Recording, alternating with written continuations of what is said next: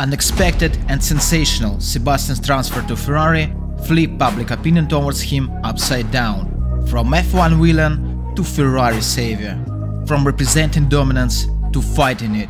But was he able to accomplish his mission and meet public expectations? How has Ferrari dream become a nightmare and what happened afterwards? We'll discuss today. Let's go!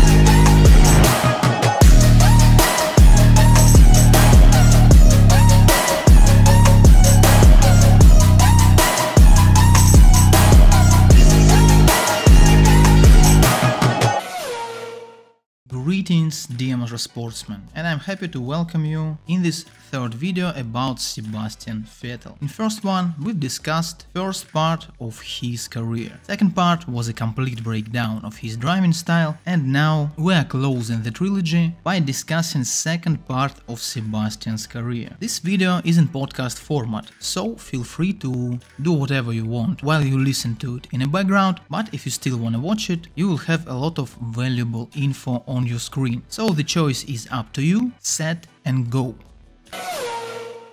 We've left Sebastian's career in the end of 2014, and he's making a sensational, sort of unexpected transfer to Ferrari. And this transfer was a huge deal back in the days. Most titled current F1 driver moving into the most legendary and famous team. Team that is always going for a championship win, at least in their own opinion. This transfer was huge back in the days. Some people even presented it like Vettel leaves a sinking ship. Some hardcore Ferrari fans even didn't like the move, because Vettel was the main enemy just a year ago. But mainly this transfer was presented and received as a recreation of legacy. One more champion from Germany is coming to Ferrari to make it great again. And the first year was pretty promising. A podium in the first race, then a race win in a second race. It looked like Ferrari really had a strong car. But in later stages it became pretty obvious that Mercedes is still dominating. And Ferrari, despite being close and despite literally being a second power, is still not able to challenge them. But despite this fact, Vettel still had a really strong season, scoring 2 more wins, picking pretty much every chance that Mercedes ever gave them, and in some point even being second in a drivers' championship ahead of Nico Rosberg. Also a huge gap between him and a teammate, and this season was a clear revival of Sebastian Vettel, top driver, Sebastian Vettel a championship contender. And 2014 was pretty much overshadowed and looked like a small mistake. 2016 was not so brilliant though. No wins for Sebastian and Ferrari that year, and they even missed their spot as a second power, with Red Bull picking 2 wins that were left by Mercedes and capturing a second place in Constructors' Championship. But in those 2 years, a new Ferrari DNA was formed, based on a legendary trinity: Sebastian Vettel, Kimi Raikkonen and Maurizio Arrivabene. Those 3 was looking like a pretty solid team, and a base to really contender for a championship was built. 2017. New rule set, cars became wider, a dirty air problem became even more significant, but no one was addressing it back in the days, and Ferrari was finally able to make a car that was a championship contender. Vettel started out strong, winning Australian GP from the box. Then Hamilton and Vettel were pretty much going wheel to wheel. Pressure intensified, which led to a first serious episode of the rivalry. Baku 2017. Lewis was leading a race from pole position. Sebastian felt himself comfortably in the second place. All the carnage happened behind them, but then on one of numerous race restarts, Hamilton started letting the safety car away in an unexpected for Sebastian Vettel spot. He slowed down in a corner exit. Sebastian didn't expect it, didn't react it in time, even crashed in the back of Lewis a little bit and was pissed off by it. Didn't control his emotions, went alongside Lewis and Vettel literally just came alongside me and turned in and hit me. Vettel received a penalty for dangerous driving. When did I do dangerous driving then? But Lewis got unlucky with his headrest, so misfortune was pretty balanced that day, and a race itself became an instant classic. However, this incident is still quite debatable, is still a hot talking point, so please share your thoughts about it. But Sebastian was still leading the championship, and this back and forth situation actually continued through Austria, Great Britain, Hungary, Belgium, Italy, and that's where everything started falling apart. Singapore GP 2017. It was an only time in this season when you can say that Sebastian made a mistake, and it is still pretty arguable. If we will look into an incident itself, it was a clear classical racing incident. Sebastian wanted to defend too aggressively. Suddenly Kimi Raikkonen appears on the outer side due to a solid start, which resulted in a classical sandwich. So the mistake is not an incident in itself. The mistake was Sebastian's intention to defend so hard against Max Verstappen. Lewis Hamilton was starting on 5th place. Even if Sebastian stayed second on the first lap, it didn't mean that he will lose a race. Even if he would come second in a whole race, Lewis will still score lesser points. And Hamilton actually showed this approach in the very next race by not defending too hard against Max Verstappen. But here a gap appeared, and this gap was even widening to the point where Hamilton became a world champion. But to be fair, all this widening of a gap was more a Ferrari fault than a Sebastian Vettel's fault. He had to start from the back in Malaysia, he faced a technical issue in Japan, and from this point, all Sebastian's and Ferrari's hopes for championship were gone. Sebastian managed to score a win in Brazil, but it didn't mean anything. But still, a year 2017 was a good season. In terms of both speed and performance, Hamilton and Vettel showed themselves pretty much equally. And if fortune went the other way around, if it was a Mercedes car to break in a decisive moment, the history could went the other way around.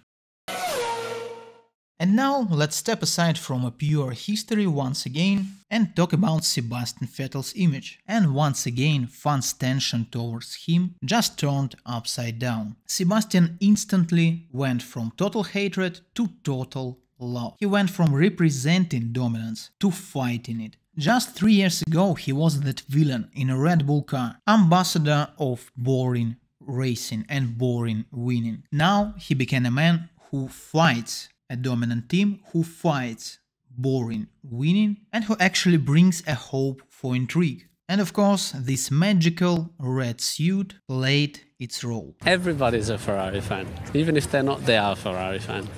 Even if you go to the Mercedes guys, even if they say that, oh yeah, Mercedes is the greatest brand in the world, they are Ferrari fans. And the final piece in the puzzle was the strong Michael Schumacher flashbacks and Ferrari dominance nostalgia, German and Italian national anthems. Ferrari chasing a championship once again. Huge moments for everyone who was watching F1 back in the beginning of 2000s. But if we look a little bit deeper, it was just an appearance. First and foremost, Vettel was more a paid driver than a team leader. His position in Ferrari, despite being first driver, was not even remotely as strong as Michael's position back in the day. Moreover, even if his positions were as strong as Michael's, he just couldn't influence the team so much. Firstly, he couldn't influence a car so much, because private testing was a thing of the past. Secondly, his team boss was more sort of a boss, acted as a chief, not as a partner. And finally, this first and second driver split was not so harsh. In fact, it may even cost them a win in Germany 2018. And finally, in comparison to Vettel, Kimi was faster than Rubens was in comparison to Michael. So Vettel didn't even stand a chance to become a new Michael for Ferrari. Now, before going into season 2018, let's talk about personal rivalry between Hamilton and Vettel, because both years, 2017 and 2018, went under this flag. And entering 2017, Vettel was actually up on World Championships on Lewis 4-3. Moreover, before the beginning of Mercedes' dominance, Vettel was up 4-1, so he clearly was more successful, despite Hamilton being considered the main talent of the generation. So Lewis should definitely feel sort of injustice in this number of world titles and was pretty focused to change the situation. And in 2017 he actually equalizes this score and even goes forward in 2018. So the main score was settled in a face-to-face confrontation. And since we know that Vettel has already finished his career, we can conclude that Hamilton remained a more successful driver. And year 2018 ended up being a proof to my words. Now 2018, and Vettel actually started even stronger. 2 back-to-back wins, maximum amount of points, a strong foundation for success in championship. But then one small issue, and Lewis manages to strike back and recapture the leadership. And that back and forth continues. They are again going wheel to wheel, toe to toe, till this weekend. Arguably the saddest and the most important weekend in Sebastian Vettel career. We have already discussed it in a previous video. I've done a breakdown of his crucial mistake, but a racing car can be fixed. A point gap can be closed. But unfortunately, it seemed like Sebastian faced an irreparable mental damage. Sake. Sorry, guys.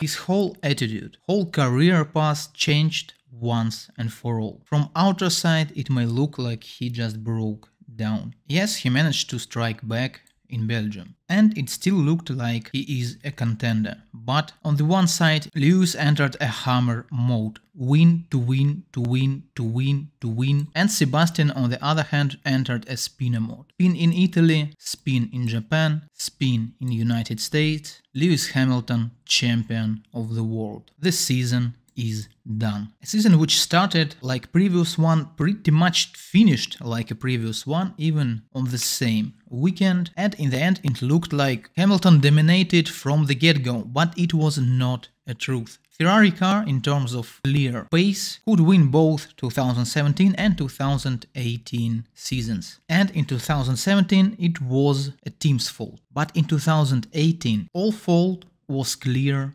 on Sebastian. And if I'll try to be completely objective, maybe Lewis could still win the season. Even if Vettel didn't make his Germany mistake, if he didn't spin 3 times, but considering all those mistakes, the 5th Lewis championship looked like a clear moral victory. And it is even more unpleasant that Sebastian kept spinning in further seasons.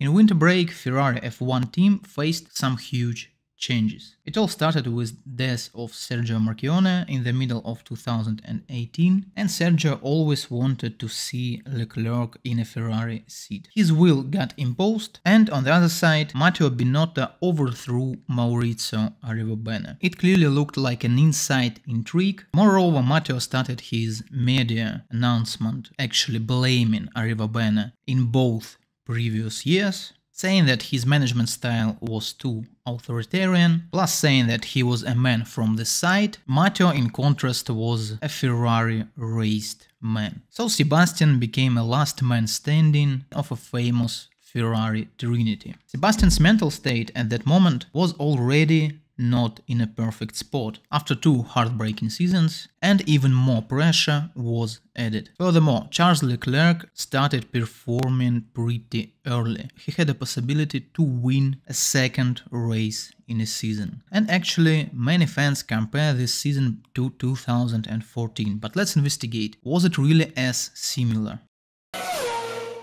2 wins to 1, not 3-0. Yeah, it could be 1 more, but it still didn't happen. Pole positions 1-1. A small advantage in terms of faster laps, but a point gap is still pretty low only 24 points. Small advantage on Vettel's side in terms of laps and in terms of average grid position. So the season is pretty close and we can divide it in 3 parts. In the beginning Sebastian looked a bit faster, even had a lead over Charles, but then 2 great wins in Italy and in Belgium back to back. The scales have swung towards Leclerc, but Vettel managed to immediately recapture the initiative and actually won in Singapore. But it looked more like a Ferrari decision, because the victory was a clear product of Ferrari strategist. And the last part of a season in terms of clear performance is still quite equal. But we have to remember the Brazil incident, which actually looked like a copy-paste of a similar Mark Webber incident. And if you ask me, in both of those incidents, Vettel is more guilty than a teammate. Yes, he was arguing that he was a car in front, so he chose a trajectory, but you still cannot just drive into your teammate and try to push him off the track. It doesn't make any sense. But I still wouldn't call this season a clear loss for Sebastian. But Charles managed to make an impression and everything became even harder for Vettel in the next season. Moreover, the year 2019 was darkened by a famous engine gate. The whole Ferrari team was accused of cheating with their engines, by the way, namely Matteo Binotto was a head of engine department before becoming a team boss, and the whole situation resulted in Ferrari actually losing speed in the middle of the season. But even darker times were waiting for Sebastian ahead. A year 2020, the darkest period of Sebastian's whole career. He was clearly dominated by Charles Leclerc in every possible metric. Moreover, Ferrari has just fallen in the midfield group and had no speed. And under such circumstances, the tempo difference between Sebastian and Charles became even more noticeable. There are tons of conspiracy theories about this season. Drive to Survive series played a role in it. The famous jacket case, where Ferrari suddenly forgot Sebastian's family name. And I actually tend to believe in at least some source of conspiracy, because such a huge tempo deficit between Sebastian and Charles cannot be explained with only driving issues. But driving issues were still in place and we discussed them in a previous video. And in that exact year, Sebastian had a sort of a suffering image. He was struggling with the car, he faced no love by his team, and his huge salary and 4 world titles even imposed a higher pressure on his shoulders. Leclerc versus Vettel. From first glance, no questions about this rivalry. Charles simply won. But I still have some. First of all, in 2019 and 2020, Sebastian was clearly not at his peak, even in comparison with himself 2015 to 2017. And if we extend this comparison to the Red Bull era, the difference will be even bigger. So the first question is, could Charles win against that Sebastian? 2015 Sebastian, 2017 Sebastian, or 2011 Sebastian? Moreover, even now, is he on that level? Ferrari looked like a championship contender in the beginning of previous season, and we saw Charles making mistakes. And I'm gonna remind you that Sebastian Vettel was publicly lynched for pretty similar amount of mistakes. Yes, if we compare pure numbers, Sebastian made more mistakes in 2018, but only one of them in Germany 2017 was clearly his fault. Every other spin was a result of contact, so other drivers also share responsibility.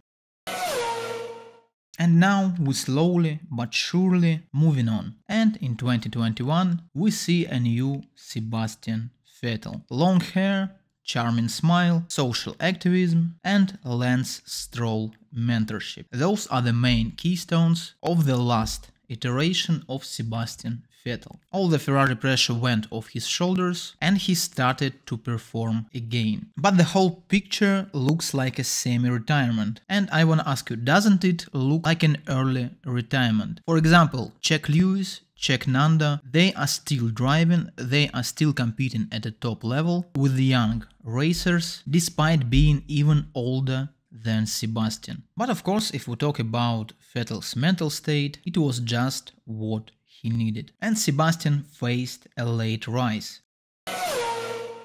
Season 2021, 2 podiums, one of which was then cancelled, but who cares? Confident win over Lance Stroll, then season 2022, super adaptation to new rule set, to new cars, and quite a surprising retirement decision. And I'm sure that Vettel doesn't actually regret these decisions even now, seeing Aston Martin competing for podiums. Yes, if he wouldn't leave, he would definitely be on podium already. Maybe not 3 times like Fernando, but still would be there. But did he actually need it? Was he so concentrated on a revenge on Hamilton maybe? Or did he have so much passion left in him? And the answer probably will be no. So everything that's left to say is Danke, Seb.